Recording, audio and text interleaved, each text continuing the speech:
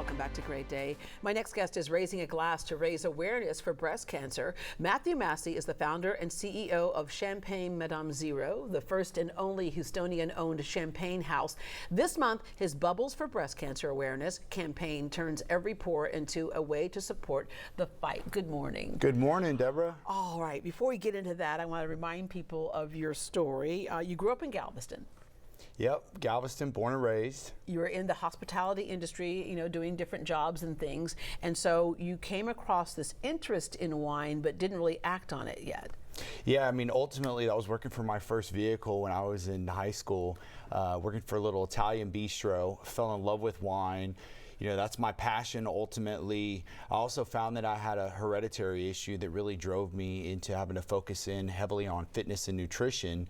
And here we are. We created something very unique and very special, very artisanal. But in between there, you actually had your career in oil and gas. Yeah. But you did a lot of traveling, so then it expanded your view of what wine was. Absolutely. You know, I think for me personally, it was about understanding the ground and the grapes and the soil, specifically in Champagne, and did a lot of travels, spent a lot of time, and I found that traditional Champagne added a lot of sugars, and when you focus in on the quality of the fruit and the success of aging, we're able to get away from the sugars, the carbs, as well as the calories. Yeah, you instilled that idea of health and fitness into your champagne as a delicious champagne. All right, how do you go from, gee, I love wine, I love traveling and experiencing wine, to, hey, I'm going to open my own champagne house here in Houston, Texas? Well, it's a great question. Firstly, as you know, Champagne's my favorite food group, and I've told you that before. Yeah. So for me, as I mentioned, you know, the focus on these individual villages and understanding the art of singularity. There's 319 villages in Champagne.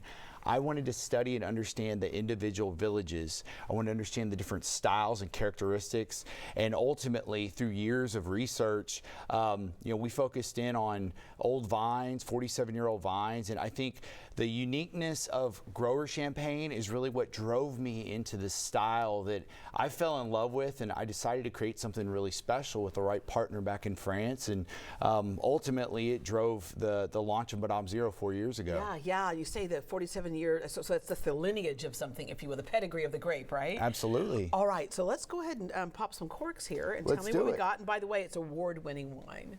Yeah, we won the five of the rodeo medals, and we won Decanter this year, which ultimately, that's the largest competition in the world. Both the Rosé and the Blanc de Blanc won this year, so it was a really exciting accolade to get under our belt. And I'm not sure if we can get close up on this, but I even love how you designed there's so much that goes into a bottle, but how you designed the top of the cork here. And that's, so let me turn it this way, yeah, right there. What is the meaning of that? So that's a modern Madame. Traditional champagne houses are really focused in on tradition, as we are, but we're very modern, progressive style. So brands like Veuve Clicquot have a woman that looks more like my grandmother on the cap.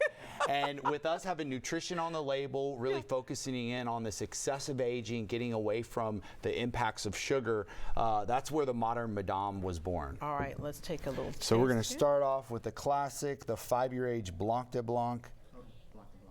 All right. Here we are. Blanc. All right, let me take a look at how pretty that is. It's nice. All right.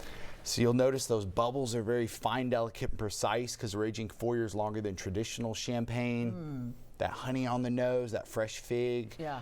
You know, when you mentioned honey and fig, I wouldn't have said that, but when you mention it, I taste it and I smell it also. Yeah, that's really good. All right. Very aromatic in terms of style.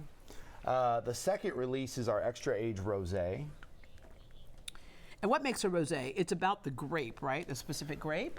Or? So it's an excellent question. So there's a Pinot Noir component, traditionally speaking, to rosé champagne, and ultimately our style is very unique and very progressive because we're only 10% Pinot Noir, 90% Chardonnay, so it drives that very lovely light expression in the glass, light salmon color. That's one of those trouble ones because it is very light. You can get carried away with this one right here. We don't want to get in trouble, Deborah. Yeah, no, not at 9:37 in the morning, no. No, not at all. But on a patio, this rosé is very beautiful. Normal rosé champagne's 100% dark fruit. That one's only 10%. Okay. So it's very elegant style. All right, and this next one here? And this is our Tête de Cuvée. So this is our first and freshest press. Grand Vintage 2013. We named her Meal. since we only produce 1,000 bottles, mille means 1,000 in French.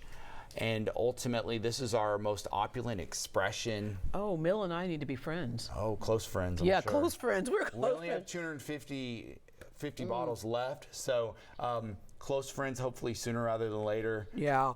All right. Does breast cancer run in your family anywhere? So we do not have breast cancer in my family. My girlfriend did have a scare just about 4 weeks ago before we went on vacation. She found a lump. And I think for anyone, it's there's a huge fear, and it immediately goes to breast cancer. Yeah. And she hadn't had a mammogram in a few years. Yeah. So Reminded her to keep up with it, right? It really did. And going in and you know, everything.